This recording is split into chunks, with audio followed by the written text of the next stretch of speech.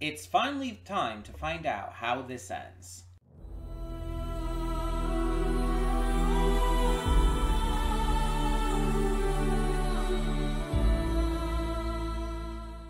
Hey everyone, welcome to Princess Gay. I'm your host Connie, and today we are here with episode 3, the final episode of Great Expectations.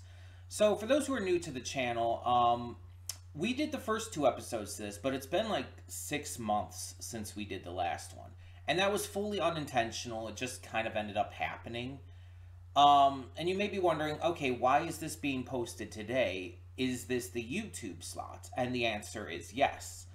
And I've kind of said it before, but just to reiterate here, the YouTube slot is not necessarily just for specifically things on YouTube.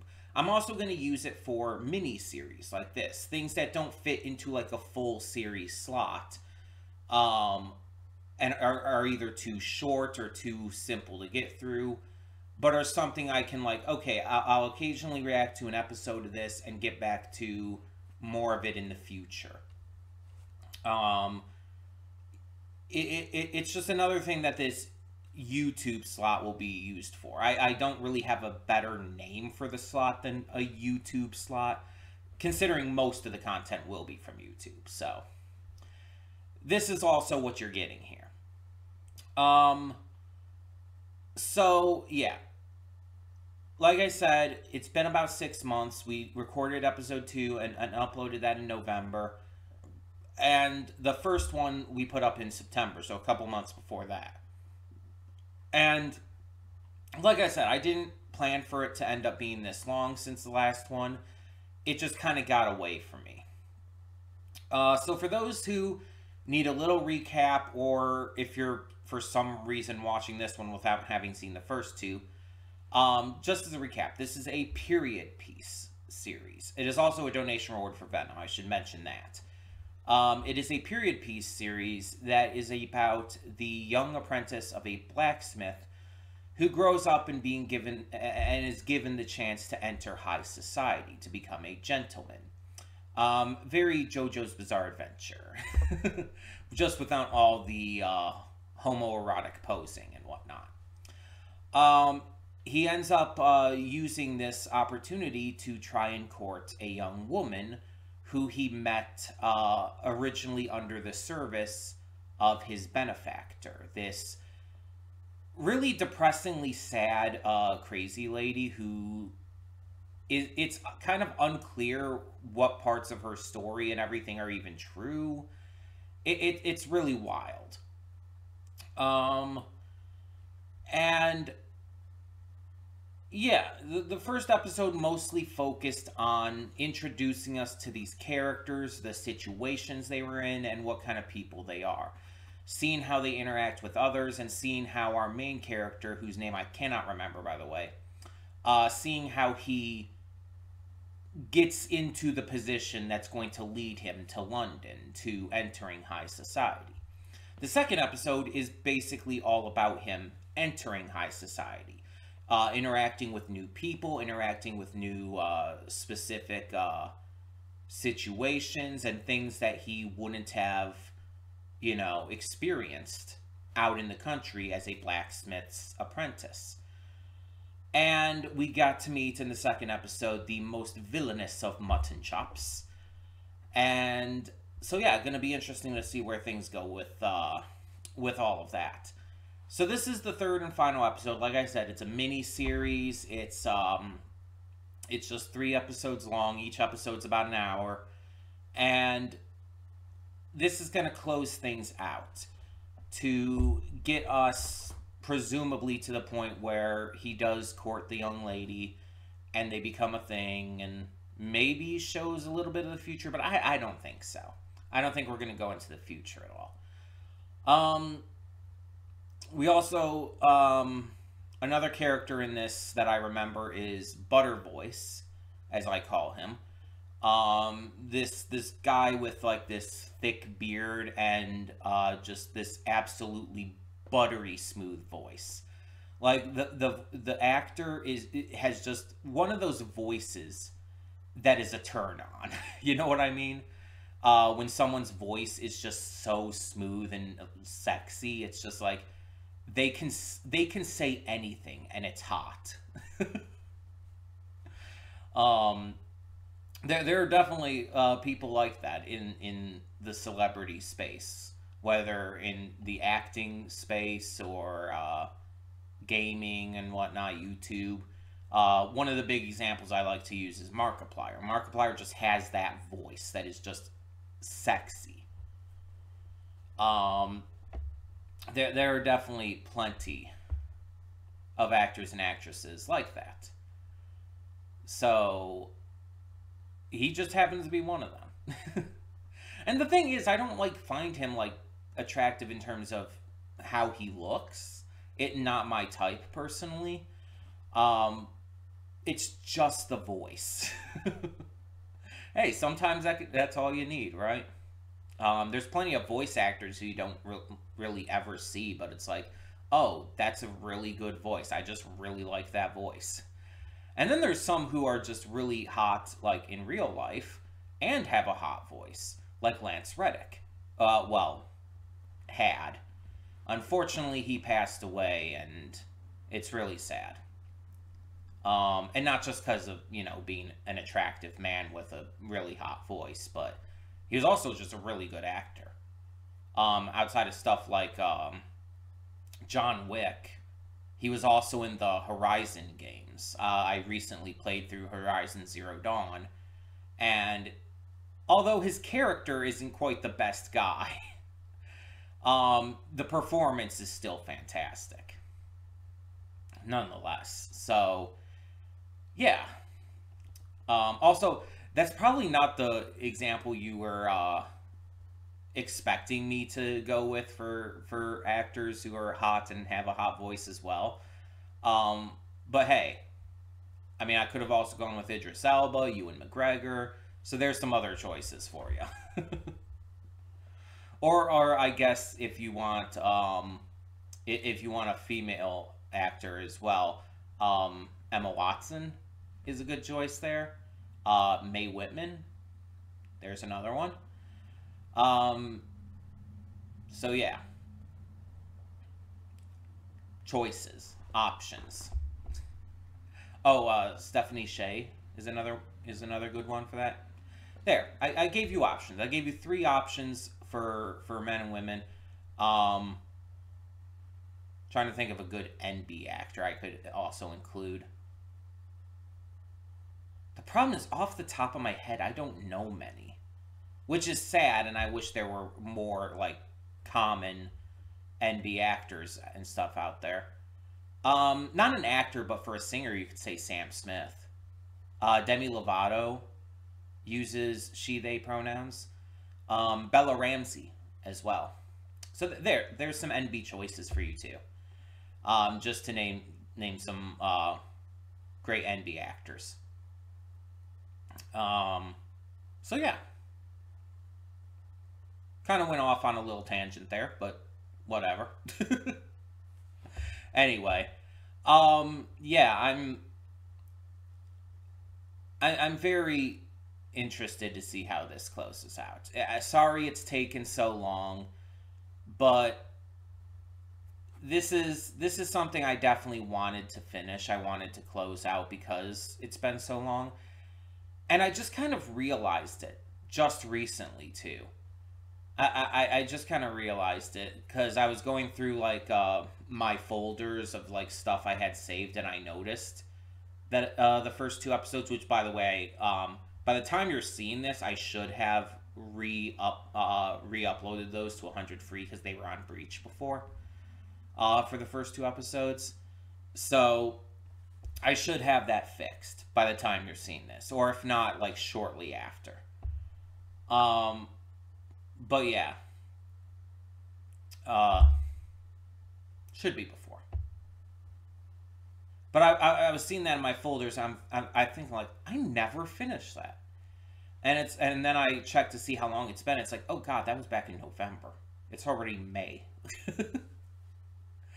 So I apologize. I apologize for this being so much later. That was not my intention. It, like I said, just got away from me with the other stuff we've been reacting to. Changes in the channel and everything that came as this year started and everything. Plus, at the end of last year, I was also focused on the Princess of Gay Awards that we did. And that took a lot of attention away. And I think that definitely helped me forget to finish this up. So, yeah. Apologies all around. But because of all of this that happened, we do have a plethora of great stuff to check out on the channel. Every Monday through Friday, we have some awesome series reactions that there's always something for everyone with. We also do YouTube reactions, or the equivalent of, on Mondays. We have movie reactions every Saturday and Sunday. They're recorded during the week, but I upload on the weekend, so every day has something going on. And we have Spider-Man 2 not only on Tuesdays and Thursdays anymore, but on Sundays, Tuesdays, and Thursdays. I decided to add a third day to Spider-Man 2 uploads just because I've been getting pretty far ahead with them lately because I've just been enjoying the game so much. I did like a 4-hour recording session in one go, and it just happened. I wasn't intending to do it. I was intending for like 2 hours, and then I realized it's like, oh, it's been 4 hours. I should probably stop. So, yeah. Plus, this will help get past the early episodes that had some audio issues going on with them. So, we'll get back on track with this anyway, and I get to play more of the game, which I'm enjoying very much. So, win-wins in all cases.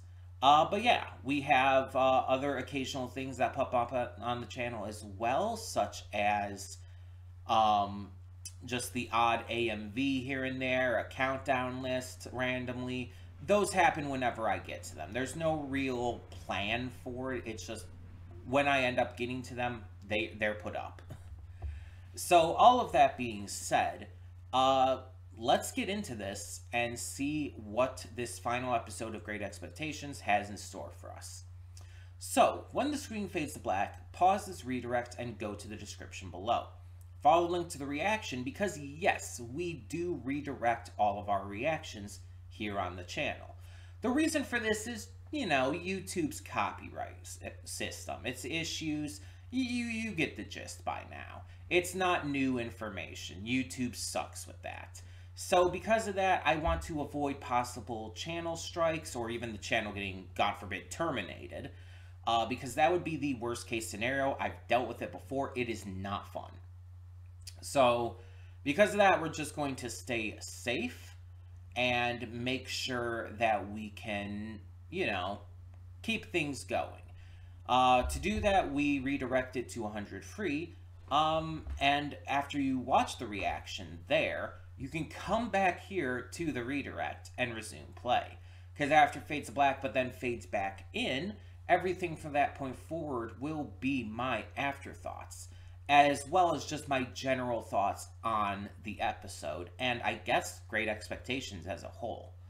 But that all being said, as always, thank you so much for tuning in, and for now, I'm Connie, wow, I was about to do my, ending sign-off.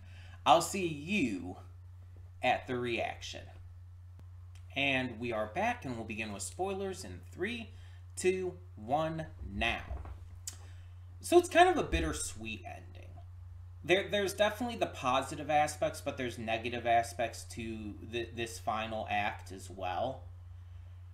There's definitely characters who you find out a lot more about who deserved better in life. And whose passing was very much an untimely demise. At the same time, there's a lot of satisfying closures to this. To characters who do get their happy endings.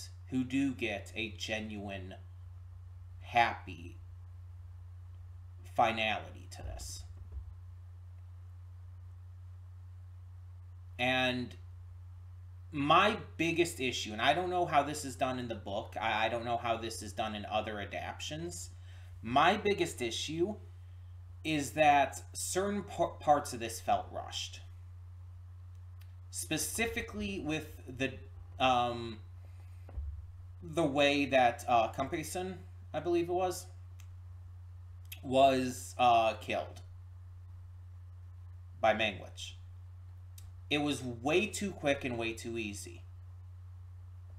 It's like, oh, they end up like intercepting them while they're out on their boat heading towards London Stone and all. It's like, dude jumps at him, kills him, he's dead.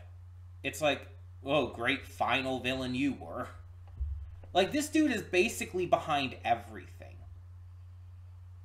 This is the guy who fucked over Miss Havisham and caused her to, you know, have this breakdown and turn into this crazy, vengeful lady. He's behind Mangwitch's terrible spot in life. Behind Estella having to grow up in all of this shit. It literally all stems back to him. And he just is killed like that. It's kind of unsatisfying. Like, I could see the argument said, like, oh, he didn't deserve this, like, spectacular death. He didn't deserve anything special, anything, like great or interesting. Giving him this very basic, simplistic, quick death delivered by one of the people he fucked over is more fitting. I could see someone making that argument, but from the perspective of a viewer watching this as a 3-part miniseries, it felt rushed. It just felt like it was just like kind of hand-waved off. We find out that he's behind everything. We find out that he's the one who is the cause of all of this suffering and pain. And he just, you know, is taken out like that. It's just not satisfying. Again, the book may do it differently. The book may have more to it, but for me, I just wish that there was it was a bigger moment, personally. Miss Havisham committing suicide, which is very much what was happening there. I wasn't sure, like, the letters she was burning, if those were the letters she originally sent to Estelle or not. It was actually letters that Compeyson had sent to her. I couldn't read them in that specific, like, handwriting and everything. I did look it up and everything, though, just to be sure on things. And it was the letters that Compeyson had wrote to her and everything back in the day, and, like, when he, you know, fucked her over and everything. She was burning those while also self-immolating, kind of saying, like, this is ending. I can't take it anymore. I am done with this. I am burning these ties that have kept me bitter and attached to this world this entire time. She commits suicide here to just have it all end. Because I truly believe she does understand in the end that she did, you know, kind of fuck over some lives herself. Pip and Estella were victims of her and how she treated them and how she raised them, and, you know, it's really messed up. But again, she is a victim herself. It's this cycle of abuse. And like I said, this is very much a thing that happens. People who are abused can often become abusers in order to just get out of, to get themselves on the other side of that cycle in order to feel some sense of control and power, and even more so, just, when you're on the side doing the abusing, you're not being abused, usually. So it often makes you feel better about your own situation and gives you this sense of peace in that kind of circumstance. And it doesn't make it right. And I feel understood that in the end. She even asked for forgiveness and did receive it. Pip understood that she was led down that path herself, that she was a victim herself. And when she genuinely asked him to forgive her for all she had done, he understood that she meant it. And that she needed that.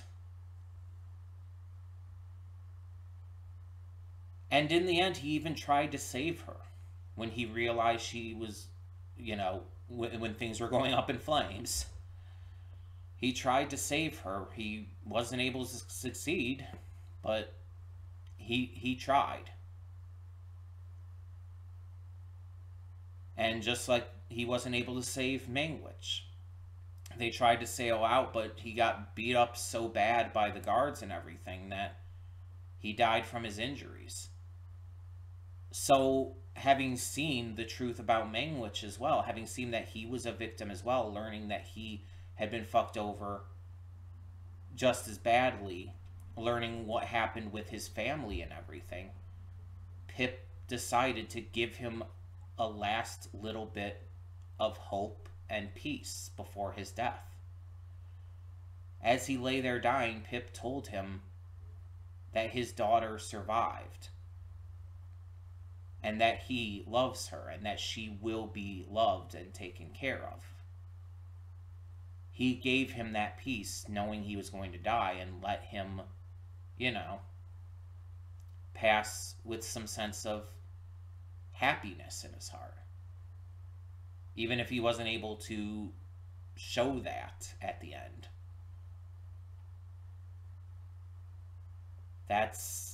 It continues to show how good of a person Pip is. And we know that that's how Joe raised him. So when Joe is the one to pay off his debts, giving all the money he would have, Pip has to see him about that. They have their conclusion, Pip apologizing, acknowledging that he's, not deserved this through his actions and what he said and done towards Joe. But without hesitation, Joe welcomes him back with a big hug and basically tells him that he'll always be there for him. That he never looked down on him for what he has done and said. And we get to see Pip beat up on the scummy rat dude who killed his sister and everything. That's satisfying as well. We see his friend and the friend's wife get out of there and go to a better place. Like, everything is wrapped up. Some of it just happens a little quick. And I understand it's only like 3 hours worth of content here. And the book probably had a little more time to, put that in. But, with a 3-episode miniseries, you have to kind of do with the runtime you're given, in this case by the BBC. Mind you, when you have, like, other adaptions being, like, 1.5, 2-hour movies, who knows how things were rushed in those. But that happens with adaptions. That happens. But, as I've made clear, this is the only case of this story that I've seen. I've never read the original Charles Dickens story. I've never seen any other movie adaptation or whatnot. So I I can't say how it's done in other examples. So my thoughts on how it's paced at the end here is based on this as this 3-part series. My issues with the pacing is entirely rooted in the pacing of this series, not compared to anything else. So just keep that in mind. This story, though, is very melodramatic. It just is. And a lot of these period pieces tend to be that way. Because, especially those like based on stories from those kind of times, there was a lot to be melodramatic about. There's a lot of this kind of shit going on. And there still is to a degree. But let's be honest. As a story, you also have to exaggerate it a bit in order to have that entertainment factor. Even as a book, an author has to exaggerate a little to make it entertaining, to make it capture the reader's attention. And when that's adapted into a work like this, they're going to do that a little further, even, in some cases. So, yeah, it makes sense. But it is very melodramatic. The entire story, though, does work. And as a whole, it is a good story. Again, from the perspective of just knowing it from this 3-part miniseries. It is a good story. It is well acted in this case, well written. I do enjoy it. And in certain ways, I feel that it falters at times. It's not perfect. And even just from an entertainment perspective, it's nowhere near my favorite thing that I've ever reacted to. Because I believe I've stated this before, but I'm not usually into period pieces. It's not really my thing. I know a lot of people who really like this stuff a lot more. My grandmother likes period pieces quite a bit. But it's never really been quite for me. It's I understand that back in ye old days, shit was fucked in ways that it's not fucked now, but maybe just as fucked in different ways. Shit is totally messed up. People are totally messed up. A lot of sexism. There was racism and all kinds of horrible bigotries in that time. I don't really want to see that as much.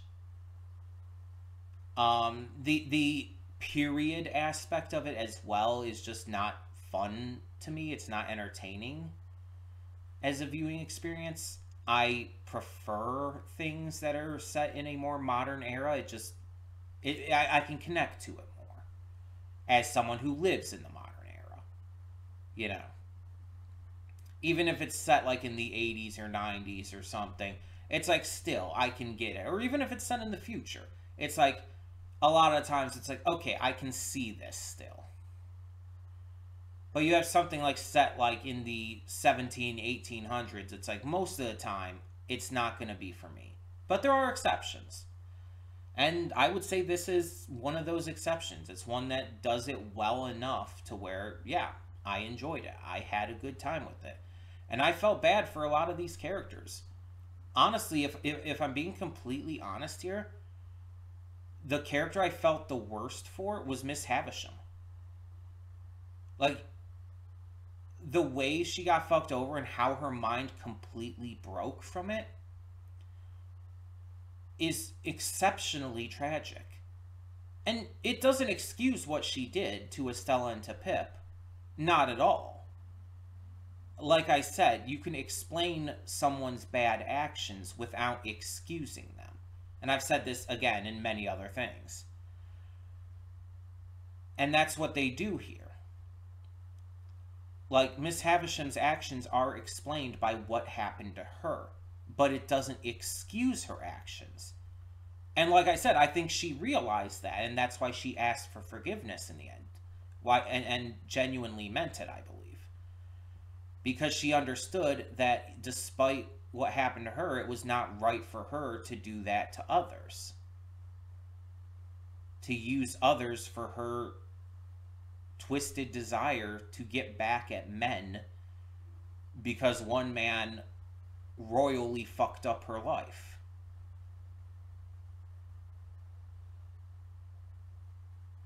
It's tragic and it's sad, and seeing her in the state that she's become in and her committing suicide in the end is extremely sad.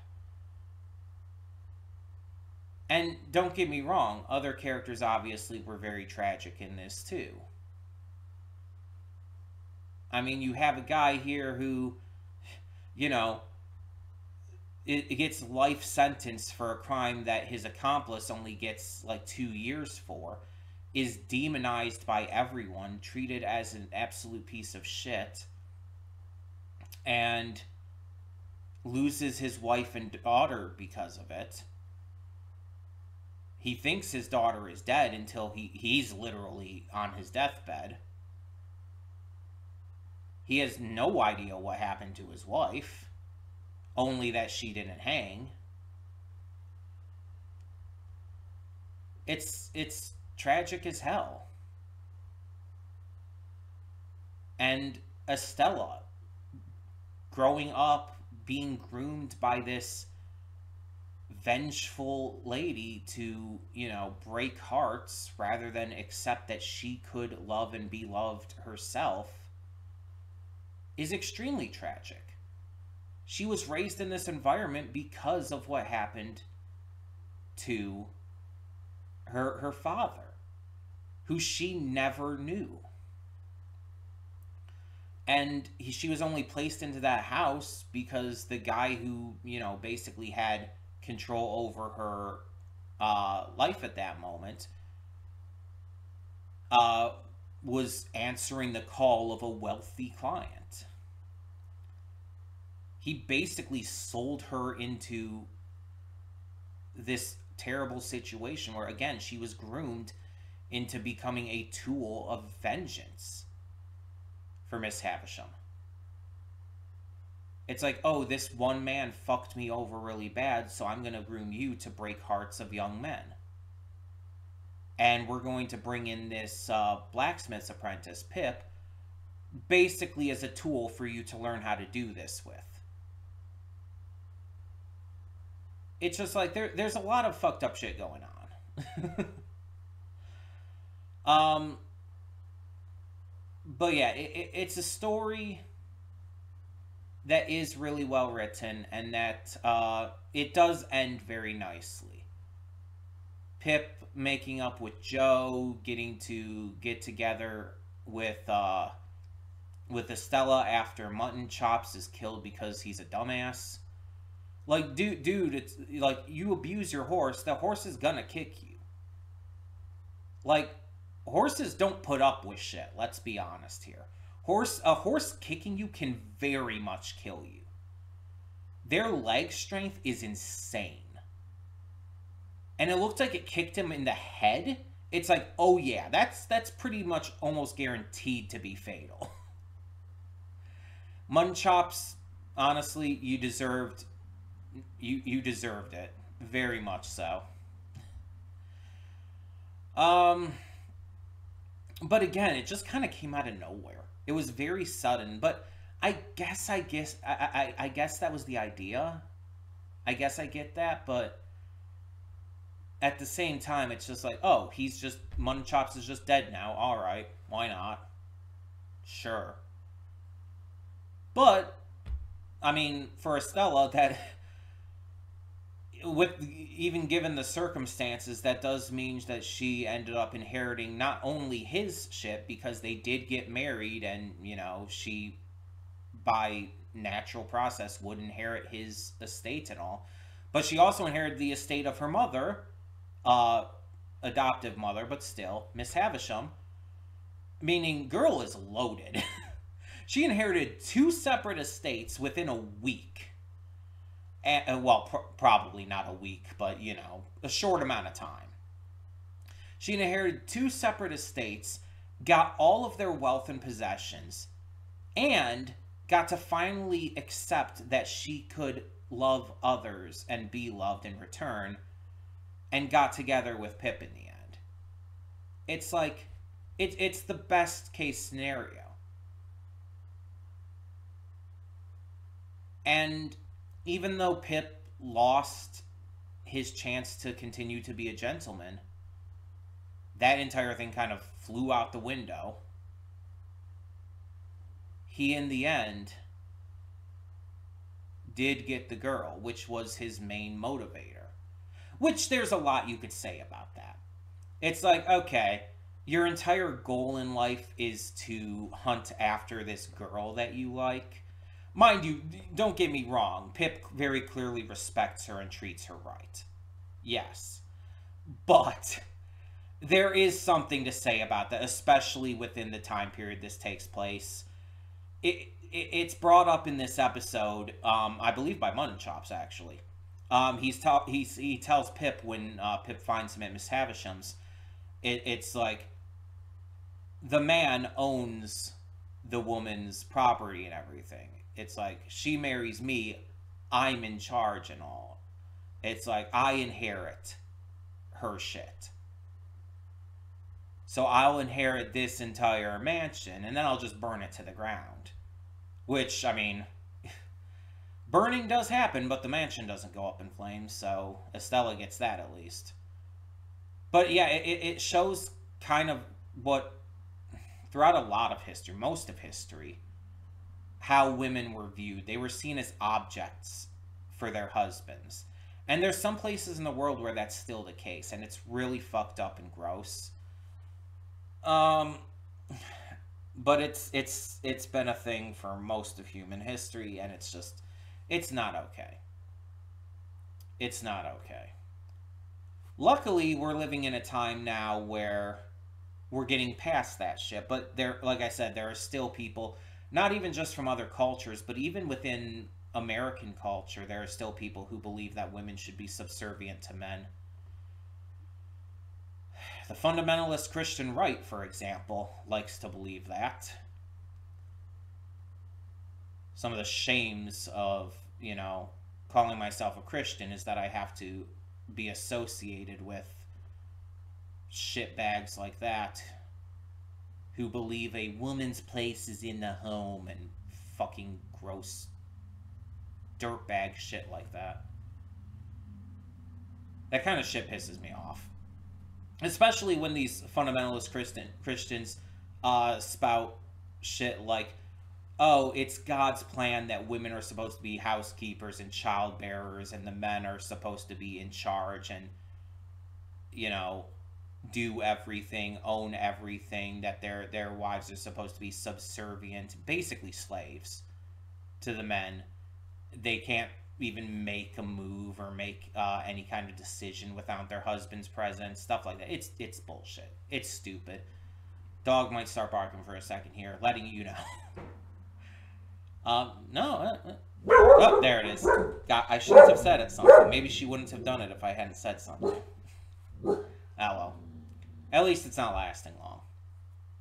But yeah.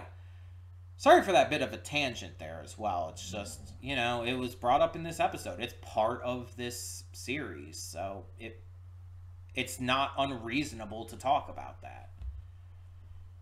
But it is good that Pip does treat Estella and just like women in general right. He's a good one. He's someone we can root for in that regard. So that all being said, I do apologize again for taking so long to get to this final episode, but I hope you enjoyed it. Tell me in the comments below, what did you think of this episode of Great Expectations and just the series as a whole.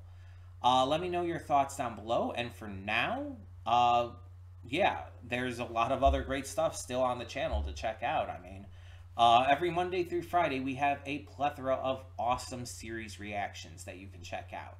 And on Mondays, we do YouTube or YouTube adjacent content such as this. Things that don't really have a place on the regular schedule, basically, but that I want to get to nonetheless. Most of it will still be YouTube-specific donation rewards, so there's still that. And it's pretty much always just going to be donation rewards in general. Like I said, this was a reward for Venom.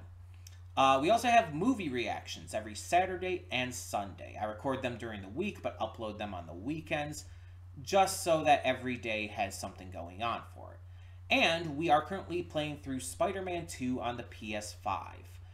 We're doing that on Sundays, Tuesdays, and Thursdays now. 3 days a week instead of the previous 2. And although parts 1 through 9 have some audio issues going on, parts 10 and on should be all good, or at least mostly good in regards to that. So yeah, there's a lot to look forward to on the channel in the future. A lot of great stuff going on now. And hopefully we continue to, do well in that regard. But in the meantime, I want to thank you once again, as always, for tuning in. Hope you enjoyed this reaction. And for now, I'm Connie, and I'm signing off. See you all next time.